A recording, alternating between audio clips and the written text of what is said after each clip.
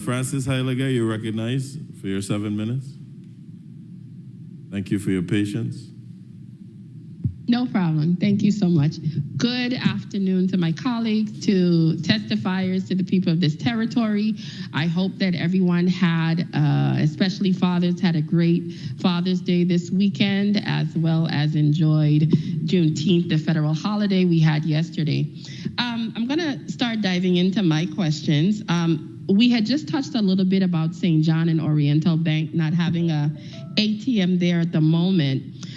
This is to the Lieutenant Governor's office. I know that there were several complaints in regards to the transition of Oriental Bank here in the territory from Scotia, and there were quite a bit of complaints out of St. John.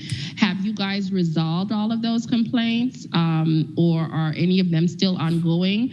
And also, from the Lieutenant Governor's office in regards to banking, how do you handle complaints when consumers contact you? Glendina Matthew, Interim Director, Division of Banking and Insurance. We continue to review complaints, although the number of complaints that we have seen as a result of the transition have significantly decreased. As it relates to how we handle complaints, there's two manners in which we handle complaints. We have an internal process within the Division of Banking and Insurance through our financial services examiners. And once there's a complaint filed, there's an informal meeting between the staff. Excuse me, one sec. Can I ask again, those of you online, to mute your devices? Thank you. Sorry for the interruption. No problem, Senator.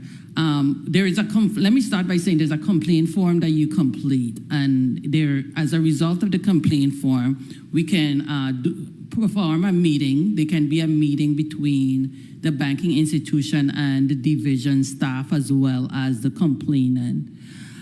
If in fact we have determined that it requires further investigation, there can be an administrative hearing process that's done through a hearing officer.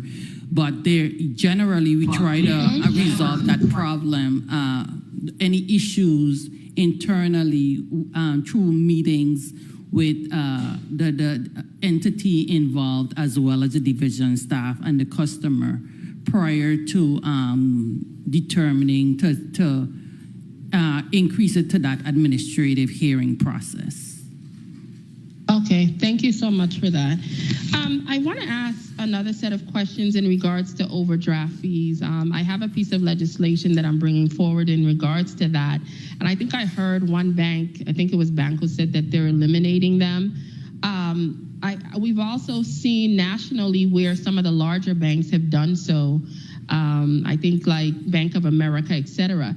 Is this something where all of the banks, or eventually most of the banks, plan to follow in regards to the elimination of overdraft fees?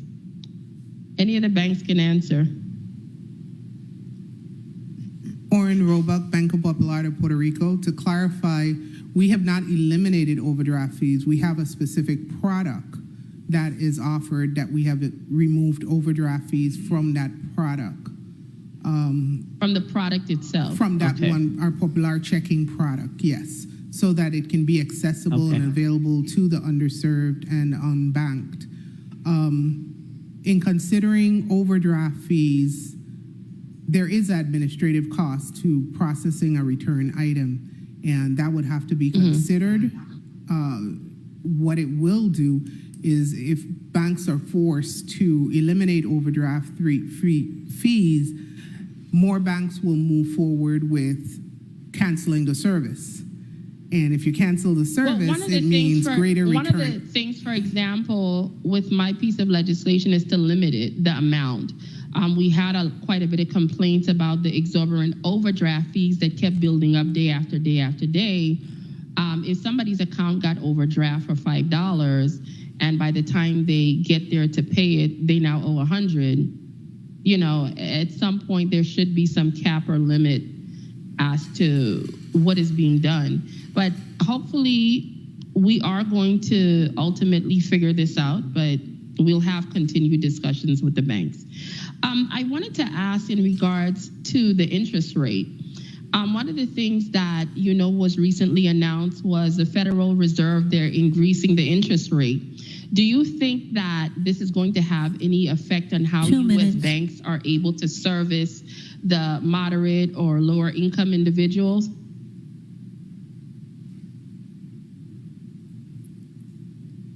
Good afternoon. Any of the banks? Yes, go ahead. Good afternoon, Senator. Certainly, when you see a 75, when you see interest rates rise by 75 basis points, it speaks clearly to higher interest rates. And so, but we all know that those interest rates are market driven. And so, just to be forthright with the public, that increase will affect some way, somehow, the various products that we offer. Okay, so basically we'll be looking forward to some increased rates. Okay. I have well, first of all, did I hear time? I want to make sure I'm not going over. Not yet. Okay, not yet. Excellent. I also wanted to touch on in regards to the banks. When it comes to, for example, the ATM fees, et cetera, one of the things that I noticed that different banks have different charges if somebody uses another person's ATM, et cetera. How do you guys come about what those fees will be? Like, for example, my card is from Banco, but I had to use First Bank because that one was closest or available at the time. How do you guys come about as to decide what these fees are? Is this something that is necessary, you believe, for the banks as opposed to be doing it transactions? Or do you believe there should be some type of standardized fee across the board just by doing this, transitioning to get funds from bank to bank? Time. Good afternoon, Glendina Matthew, Interim Director, Division of Banking and Insurance. Fees, in terms of ATM fees for banks, that is not regulated in terms of what the law provides is that the banking institution is required to give notice to the customers. However, the fees must be commensurate with their administrative costs. So this is why you're going to see differences in fees based on what card is being used. Because, for instance, if it's a local bank, the fees are going to be less because there's less cost that's attached to it versus a card that may be a stateside bank that have additional fees attached to that card. Okay, thank you for that answer. Thank you. Mr. Chair, may I ask my final question? You may. Thank you. One of the things I wanted to ask of the banks, how do you guys handle, for example, additional properties that people have defaulted on mortgages and all of a sudden they're on a listing to be sold, et cetera? How do you handle that information? Is it internal? Does it stay internal? How does the public find out about it to participate in some of these sales or auctions? Because that has been one thing that I've heard, that a lot of times the banks keep it internal and these things are limited to who they know, and all of a sudden it's the same group of people constantly getting these properties. So please give me some clarity on that, and what is the process when a bank does have overstock in regards to defaults and mortgages? Paula Bertrand Rogers, Oriental Bank. The bank never wants to go through the foreclosure process. We always try our best to mediate with the borrower and come to some agreement or some payment solution with the borrower so that the borrower can save their home.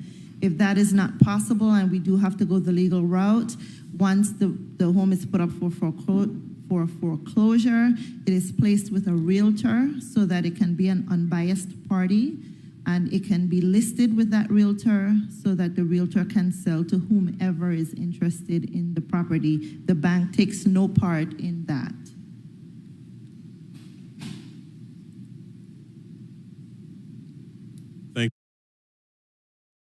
Thank you. Was that your? It's off.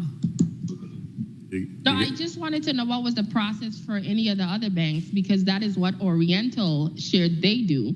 What is the process at First Bank and Bank of Popular? Thank you. Good afternoon, Senator Valdemar Collins, First Bank. Our process is such that, first of all, we share the sentiment of our colleague that just mentioned the fact that the bank doesn't want to be in the business of owning real estate. But once the process is through, we post our properties on our website, and we list them through an independent broker. And if you would like our website, that would be the number one, firstbank.res.net. There's where you will find all of our real estate owned properties. Oren Roebuck, Banco Popular de Puerto Rico. We have a similar process. First, we take the borrower through a loss mitigation, an extensive loss mitigation program, where there are numerous options to try and retain the mortgage in the owner's name. If that fails and we have to move forward to foreclosure, it is handled by an independent realtor similar to Oriental.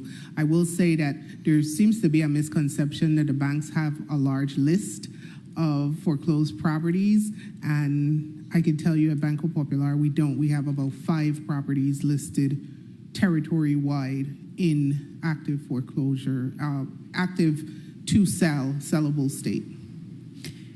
Christiana Williams, Bank of St. Croix. Much like my banking colleagues, we too, once we've exhausted the process and end up with a property in the case of a foreclosure or deed in lieu, will list the property with a licensed realtor. We have no properties available for sale currently and have not had any for an extensive period of time.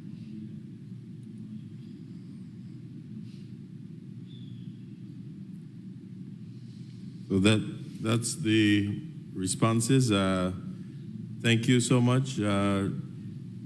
Before we move to Heyliger for her wrap-up question. Afternoon once again to my colleagues, testifiers. I just wanted to speak to Ms. Matthews, Attorney Matthews, once again for clarity on the record. Do you know the total amount of unclaimed funds and properties outside of the $15.9 million that is under the purview of the Lieutenant Governor's office? No, I don't. You don't know the total amount. Okay. Hopefully we'll get that part sorted out. The question I want to ask specifically is in dealing with housing inventory. The concern that I have is, and this is directly to the banks, do you believe that if, for example, we made any adjustments in our zoning codes, building codes, et cetera, to potentially allow for, say, lot sizes for, say, smaller footprint homes, or you see there's a trend, some people build tiny homes, et cetera. Do you think that with whether it's millennials or sometimes 1 or 2 family individual homes, do you think this could be an opportunity for us to potentially diversify the housing market here in the territory by allowing for smaller lot sizes so smaller homes could be built? Any of the banks can answer me because I'm looking at cost effectiveness as well as size. I could start with Banco.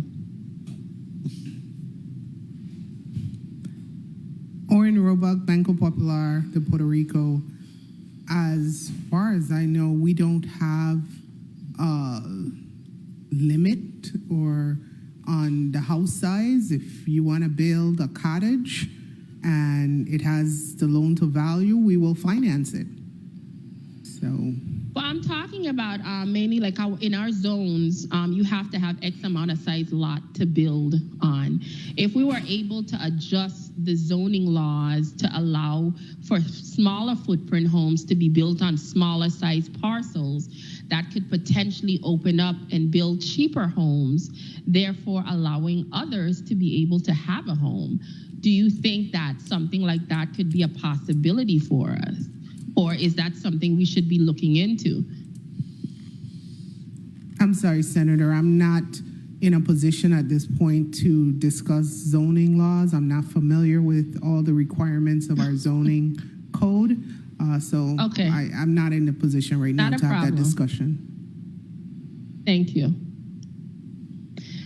First Bank, tell me your thoughts on potentially smaller homes in the Virgin Islands to potentially bring about a larger housing inventory so that maybe as many people could get a piece of the Virgin Islands as possible. Good afternoon, Senator. My name is Dina Perry Malone. I'm representing First Bank. And conceptually, what you brought forth, I think it sounds like a great idea. As long as the subject property is 1 to 4 units, and the borrower meets the credit income asset requirement, we're more than amenable to financing those types of transactions. Thank you very much. Next Bank. Atala Bertrand Rogers, Oriental Bank. I am in agreement with what my colleague at First Bank said. As long as the borrower meets the income and asset requirements, we are amenable to lend to that borrower. Thank you. Christiana Williams, Bank of St. Croix. I do believe that as long as a property is zoned and approved under Virgin Islands law, that we would be able to finance for it. In terms of the idea, I think it's definitely something to put forward to our community and find out, would there be demand for smaller homes on smaller lots? Because if there's demand, then we will follow. Thank you so much for that answer.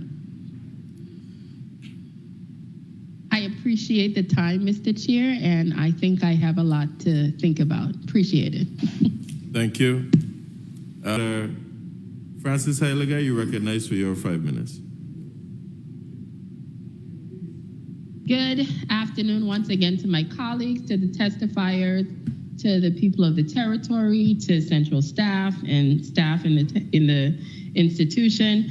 First of all, I wanted to ask my first set of questions. I had an opportunity to attend a couple of the town hall meetings they had here in the District of St. Thomas, St. John, in speaking to these tariff increases. And one of the things that quite a bit of the taxi individuals were stressing was the constant back and forth over the years to try to get these tariffs increased. And in listening to some of the testifiers here, it's been an interesting dialogue to hear some of the things that they had to go through. I want to ask the commission, when do you think that these new increases will be finalized? Because I know it's supposedly going through the process, but what is the final method that is going to be utilized? Because the last thing I went to was when all the taxis had to come back to turn in their final recommendations for these new tariffs. Where are you at now, and when do you think this process should be completed? Mona George, we are asking them to finalize it as quickly as possible, as we are continuously getting changes. Persons are not too comfortable with the rate increase that was proposed. It is not etched in stone. We are listening to the taxi drivers, and we're going to do what best pleases them, as many of them have concerns that they don't want to price themselves out of the market. They're afraid that other entities may come in, etc. But our target date is June 30th. And okay, as I've June 30th. mentioned, yes, and if we do not get that done, we as the commission is prepared to speak or have a dialogue with the drivers and the community about a fuel surcharge. We have to be sort of reprieve. Okay, thank you for that. The other thing I wanted to find out, one of the other things that I heard was a major issue had to do with the enforcement officers that were assigned to the commission. They say there's a lot of different infractions that happen, and during the COVID pandemic, these officers were reassigned to the COVID task force. Have they now been reassigned back to the commission so that they could tackle some of the issues that we have heard and certain complaints as it relates to enforcement? Yes, Senator Francis Heyliger. I would say that our enforcement officers did the best that they could do while on the COVID task force. They also kept an eye as best they could on the industry, taxi cab industry. We did receive some citations for infractions. However, our officers are now have now been returned to the commission. Oh, so excellent! I'm happy to hear that. Good. There was also some discussions about digital payments, credit cards, etc. Every time that the commission has been before this body, they have spoken about how that process is taking place and how it's going to come to final fruition. Could you share with me a little bit about that, please? I don't have that information, Senator. So I would say the testimony of Director Smith when she was before you last would be the information that would stand at this time. But I will look into it. I will get back to you and let you know where it's at. Like I said, she has been out sick since May 5th. I understand that. One of the other things I wanted to touch on has to do, and I know my colleague talked a little bit about it, has to do with our presentation to the world as people come here and visit the territories. What is a vigorous plan that's going to be in place, or should be in place when it comes to how taxis represent or present information? Whether I saw when I went to the town halls that there were sections for tours and all these other different things that some of the taxis do provide. How does the commission really intend on focusing on them getting the type of training so that they could have a very strong, knowledgeable, and factual relaying of information to people that do visit these shores? Myrna George, I wish this had happened sooner than later. Senator Francis Heyliger, we have inherited such a broken agency. We are trying to fix it every day. And it's paramount that our enforcement officers and our staff on the whole receive the adequate training so that they can dispense the proper information to our visitors as they come ashore. We are in communication with the other board members. We are speaking about this. We are trying to find out the best way to do so. There has been training in the past, but it's not sufficient. So we need to get a comprehensive training package together so that this can truly happen. But like I said, it's a very, very broken agency with very limited funds.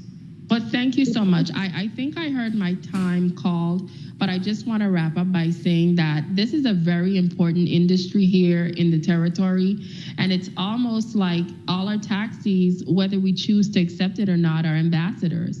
They're representatives of who we are as people of this territory, and the information that they get and put out and the type of assistance that they do get from the commission is paramount to what we are going to be viewed as to the outside world. So I really hope that they do get what they need, and I will continue to look and support and help in any way that I can. Thank you, Mr. Chair. Can I say something? Thank you. Before you say something, excuse me, my throat no way. It act up there. Miss